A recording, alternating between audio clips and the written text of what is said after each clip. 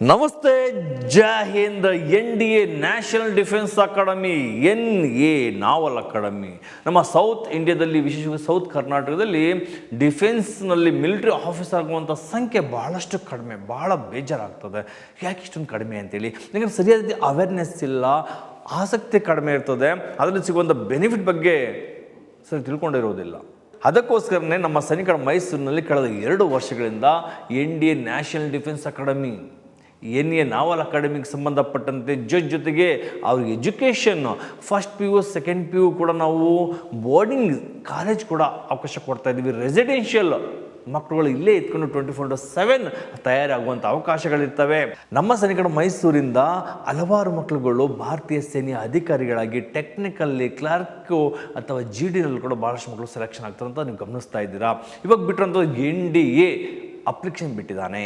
Application ಬಿಟ್ಟಿದ್ದರೆ ಇದು age eligibility criteria ಏನು, ಆ ಎಲಿಜಿಬಿಲಿಟಿ ಏನು, ಅದ್ರ ಬಗ್ಗೆ ತಿಳ್ಕೊಳ್ತಾ ಹೋಗೋಣ.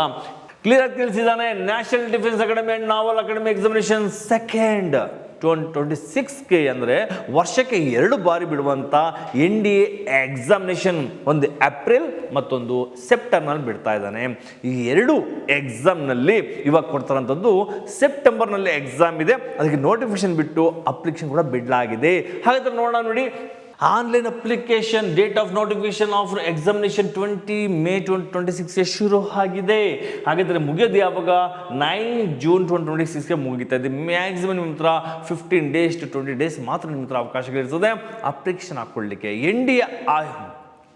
NDAಗೆ ಆಯ್ಕೆ ಆಗುವಂಥದ್ದು ಏನು ಸುಲಭ ಮಾತಲ್ಲ, ಭಾಳ ಶ್ರಮ ಇರ್ತದೆ.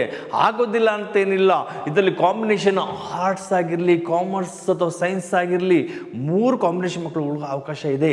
ಅದರ ಛಲ ಇರಬೇಕು, ಮಾಡಬೇಕು ಅನ್ನೋ ಛಲ ಇದ್ದರೆ ಅಂಥ ಮಕ್ಕಳಿಗೆ NDA ಅಥವಾ NAನೆಲ್ಲ ಅವಕಾಶಗಳು ಭಾಳಷ್ಟು ಚೆನ್ನಾಗಿದೆ.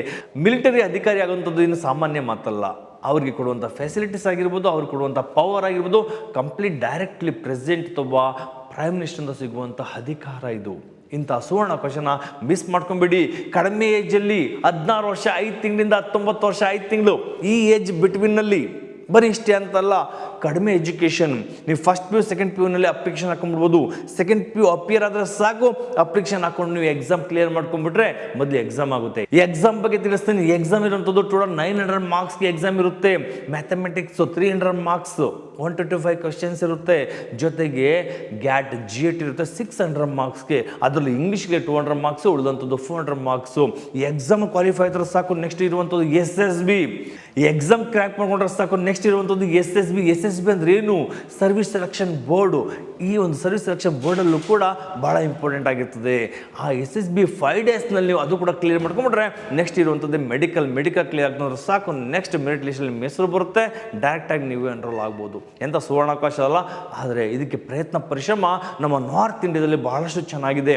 5th ಸ್ಟ್ಯಾಂಡರ್ಡಿಂದನೇ ಮಗುಗೆ NCERT ಥ್ರೂ ಶುರು ಮಾಡ್ಕೊಂಡ್ಬಿಡ್ತಾರೆ. ಆದರೆ ನಮ್ಮ ಸೌತಲ್ಲಿ ಫಸ್ಟ್ PU ಸೆಕೆಂಡ್ ಬಂದಾಗ ಯೋಚನೆ ಮಾಡ್ತಾರೆ, ಹೋಗ್ಲಾ ಬೇಡವಾ, ಪ್ರಯತ್ನ ಮಾಡಲಾ ಬೇಡ ಅಂತ. ಬುಕ್ಸ್ ನೋಡ್ಬಿಟ್ಟು ಭಯ ಪಡ್ಬಿಟ್ಟು ಇಷ್ಟೊಂದು ಇದೆಯಲ್ಲ, ಹೆಂಗಪ್ಪ ಓದೋದು ಅಂತೇಳಿ.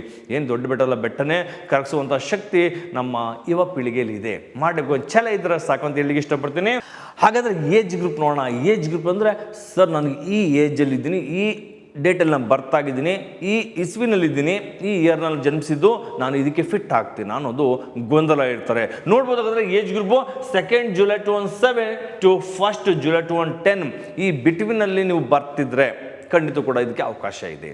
ಮತ್ತೆ ಹೇಳ್ತಿದ್ದೀನಿ, ಫಸ್ಟ್ PU ಸೆಕೆಂಡ್ PUನಲ್ಲಿ ಯಾವುದೇ ಸ್ಟ್ರೀಮ್ ಆಗಿರ್ಬೋದು, ಯಾವುದೇ ಕಾಂಬಿನೇಷನ್ ಆಗಿರ್ಬೋದು, ಆರ್ಟ್ಸು, ಕಾಮರ್ಸ್ ಅಥವಾ ಸೈನ್ಸು, 3 ಕಾಂಬಿನೇಷನ್ ಮಕ್ಕಳು ಓದಿದ್ರು ಕೂಡ ಅವಕಾಶ ಇದೆ.